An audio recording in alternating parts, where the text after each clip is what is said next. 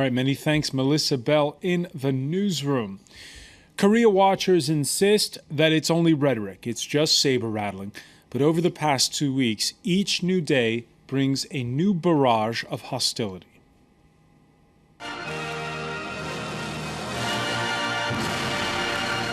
조선 아시아 태평양 평화위원회는 서울을 비롯하여 남조선에 있는 모든 외국 기관들과 기업들, 관광객들을 포함한 외국인들이 신변 안전을 위해 사전에 대피 및 소개 대책을 세워야 할 것이라는 것을 알린다. That warning to evacuate, no laughing matter to the Japanese, who this Tuesday rolled out missile defense batteries in the gardens of the Defense Ministry in Tokyo. North Korea's new leader, not only ratcheting up the rhetoric, he's also recalled all his workers from a joint industrial complex. That's an unprecedented move, enough to draw veiled criticism from Pyongyang's only nominal ally in the region, China, and its new president. So how should Seoul and Washington handle a new leader we know so little about? Even Kim Jong-un's exact age is up for discussion. Today in the France 24 debate, Kim keeps the world guessing. With us to talk about it, he's a man who divides his time between three places, Paris, Seoul, and Beijing. We want to welcome Antoine Bondaz, visiting fellow at the RIII, Center of Korea University, and preparing a dissertation for Sciences Po, the French Political Science Institute, on relations between North Korea and China. Thank you for being with us. Thanks as well to, he's both a political scientist and also a blogger, Alexandre Delval. Thank you for being with us. Joining us, retired General Jean-Vincent Brisset of the French international policy think tank IRIS. He is in the French Mediterranean town of Gijon. Thank you for being with us. And from Washington, GU of the Republican-leaning lobbying group DCI. Welcome back to the France 24 debate. The France 24 debate, where you can always join the conversation on Facebook and on Twitter, our hashtag F24debate. Now, this Tuesday, the warning by North Korea to all foreign company and tourists in South Korea to evacuate, and this further stoking fears at this point. The deadline is today. Seoul's worried there could be a launch of a medium-range missile ahead of the April 15th anniversary of the birthday of the country's founder, the grandfather of the current leader, Kim Il-sung. How plausible is that there could be some kind of spectacular missile launch? Actually, it's highly possible to have a new launch. You've got like two last year's ballistic missiles. This one could be like a little bit different. It would not be a ballistic missile. It would be like more like a short-range missile. It's more like 3,000 to 4,000 kilometers. It would be once again 3,000 to 4,000 kilometers. Yeah. So how far could that go? It could maybe to Guam, but it will not be directed to Guam. It should stay actually in the Yellow Sea. The thing is that it's just a new way of provoking the international community, just as they did in the last weeks. How are you so sure that they're not going to point it at someone or something? Because they have no interest to do it. They have no interest in attacking directly the South Korean territory or the US territory, because the retaliation against their territory would be like total. Help us out here with this map that we're showing up on the screen a minute ago. Maybe we could show it once more. It shows the different possibilities there of the various missiles. How many missiles do they have that can go in that sort of that area you say that touches Guam, number 2 there on the map? Actually, we don't really know. That's the big issue. The second big issue is, are their missiles operational? Can they reach the targets? Because it's nice to have missiles, but then the question is like, can you reach the targets you're targeting? Like, can you reach, for example, the United States? And we know that it's almost impossible today for Pyongyang to reach the US mainland. Almost impossible.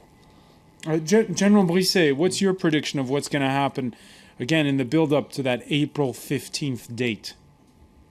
The Musudan missiles that are supposed to be launched maybe are not known to be operational up to now. They are, in certain sense, ballistic missiles, intermediate-range ballistic missiles. And that's the only thing that can go further than 1,000 kilometers in the North Korea arsenal. What some people call ballistic missiles they tried last December are Taepodong. They are not really ballistic missiles since they are not supposed to be operational. They are just a join up of some missiles. It's something the technology we used to launch our satellites in the early 60s in France. So it's the transformation from that to a properly ballistic missile needs lots of improvement, and going from liquid fuel to a solid fuel and things like that, they are far from using that as a missile. Then the second is the load you put at the end of the missile. And the load, nuclear load, needs to be rather light. I don't think North Korea has light nuclear devices. Even I'm not that sure that North Korea had proper nuclear loads. Not quite sure that North Korea has nuclear loads, but it's nonetheless stoking worries, and not just on the Korean Peninsula, that those threats are being taken seriously. Across the Sea of Japan, Tokyo, this Tuesday, saying that it is taking no chances. It's here in the gardens of Japan's defense ministry that the 2 Patriot missile launchers have been installed. In the event of a North Korean attack, they should be able to intercept any missiles fired. The citizens of Tokyo, though, are divided on the deployment of such an arsenal in the heart of the Japanese capital. If they launch one of these missiles, there is sure to be damage of some sort. It doesn't reassure me one bit. I think that deploying this anti-missile shield is the right response. North Korea looks like it's showboating. It's an act of showboating that doesn't impress Japan's government. The Prime Minister is taking the North Korean threat very seriously. Early last week, Pyongyang deployed 2 Musudan rocket launchers on North Korea's east coast, capable of attacking Japan. In response, Tokyo has put naval destroyers on alert in the Sea of Japan and intends to permanently install Patriot missiles on the island of Okinawa to the south of the archipelago. The government will spare no effort to protect our people's lives and ensure their safety. North Korea still continues with its provocative actions against the international community. For the moment, the most important thing is to implement the sanctions approved by Security Council resolutions. These UN measures taken in response to the 3rd North Korean nuclear test in February have angered Pyongyang, which has since responded with a series of belligerent pronouncements. On Tuesday, it said there was a risk of thermonuclear war on the Korean peninsula. GU in Washington, what's your reaction to Tokyo's reaction to what's going on in North Korea? I think Tokyo's reaction is very much justified, because if the way I look at it, between Seoul and Tokyo, I think Tokyo is a much likely.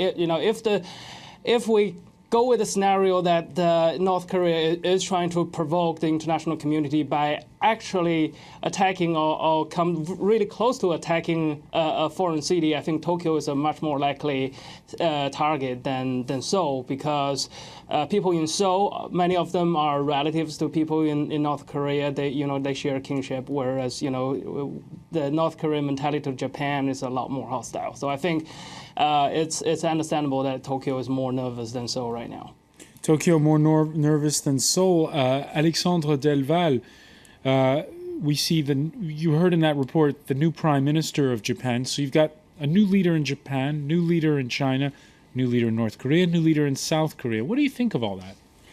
I think it's why we are seeing a theater strategy from the president of North Korea. He needs to legitimize his power, and politics is much more theater than tactics for him. It's important to distract the people from the real horrible issues, the famine and internal problem. Then in the framework of those new leaders and new regional order, he needs to improve his position and his legitimacy, also for internal reasons, because he was quite fragile before, and now he's becoming more and more hardline supporter and well seen by the population, because this anti-Western strategy is the legitimacy of the nation. It's all the nation is based on this, on the anti-Western, anti-capitalist. It's logical in this framework. Okay, so a lot of it for domestic consumption. We'll get back to that point in a moment. But first, let me just, again, Antoine Bondaz, we were looking at earlier at the map of missiles.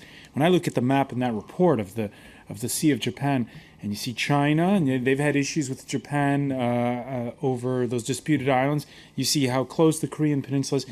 That's a crowded place, isn't it, these days? It is. It is a very crowded place, and that's why actually Xi Jinping said in his speech on Sunday at the Powwow Forum, he explained that Asia was not like the biggest region in the world, the most dynamic region in the world, and that nobody could afford to destabilize it. So that's why North Korea actually is not going to bomb Japan, is not going to bomb South Korea, and is not going to bomb China. They have no interest in doing so. And as actually Xi Jinping say, and as the government official in China always say, war and chaos on the Korean Peninsula and in the regions are in no one's interest. We can hear Xi Jinping. It was last Sunday, an economic conference in Hainan province, and this was really a veiled warning to the North Koreans. No one should be allowed to throw the region or even the whole world into chaos for selfish gains. Now, also on Sunday, though, U.S. Republican Senator John McCain on one of the chat shows in America accusing Beijing of perhaps not doing enough. Does hold the key to this problem. China can cut off their economy if they want to. Chinese behavior has been very disappointing, whether it be on cybersecurity, whether it be on confrontation in the South China Sea, or whether their failure to rein in what could be a catastrophic situation, which more than once wars have started by accident, and this is a very serious situation. Do you agree that China could rein in North Korea and doesn't? To a certain extent. I think a lot of political observers in the U.S. tend to exaggerate the power that China has over North Korea. Need I remind everybody, the Chinese relationship with North Korea has gone through many ups and downs. I was in North Korea in 2004, and that was a more rosy period between China and North Korea. And I visited this friendship monument that's built to kind of commemorate a good relationship between the two, and you can still see the ruins that's next to the monument. That's because it was once destroyed when the two countries are not feeling very friendly towards each other. I think China traditionally has not been very skillful in dealing with its neighbors in terms of coercing them into adopting certain behaviors, and I think it's also not in China's interest to completely obey the wishes of Washington. I think we need to be realistic when we look at influence of China. Yes, China is a very important piece in this game of brinksmanship with North Korea, but I think we also need to be realistic on the role of China. And I think for President Xi Jinping to come out in Hainan to issue that kind of warning to North Korea, I think that was already pretty extraordinary in terms of policy behaviors in China towards North Korea in the past. Alexandre Delval, were you also surprised by Xi Jinping's statement? No, because Kim Jong-un is giving a fantastic justification for American encirclement, a so-called encirclement from, the Chinese heartland in geostrategy. She feels encircled by U.S. allies and American base, and he is giving a fantastic justification. Then China has absolutely no interest to support not North Korea, but this strategy. This Northern Korean strategy is absolutely not good, not satisfying for China. Then I think that China would like to get rid of not him, but its strategy, but it cannot, because we exaggerate the role and the power of control of China over North Korea. General Brisset, of course, China's position when it comes to North Korea is always going to be a little ambiguous. After all, if the regime there falls and there's reunification like there was in Germany, does China lose an ally? Well, it's not properly an ally. The relation has been very good for years in the 50s, in the 60s. Then it changed lots. And there is no technical relations between the North Korean army and the Chinese army. There is no exchange, so they are not, properly speaking, allies. And since the late 80s, since Seoul Olympic Games, the distance between the militaries have been increasing. There are no sales of important military equipments to North Korea from China. And I don't think China will go at war for North Korea. The problem is that if there is a reunification, as you say, that means that there will be an ally of the US just at the Chinese border. And that's what the Chinese are fearing a little more. Antoine Bondas? Something must be said first is that China has some leverages on Pyongyang. But of course, for example, China could overthrow the regime in few weeks if they cut all the exchanges through the borders. So that's why, like in Seoul, many diplomats used to say that China has a toolbox, but there is only one tool. It's a big hammer. You can overthrow the regime, it will be the complete collapse of the state, but what will happen next? So the question is, like, in case of reunification, what could be the position of China? In the WikiLeaks, we discovered that China was not opposed to the reunification, but China has never been officially opposed to the reunification. The only question is, what kind of guarantees can China get that this kind of reunification will not go against her interests? For example, with no US bases in what's called before North Korea.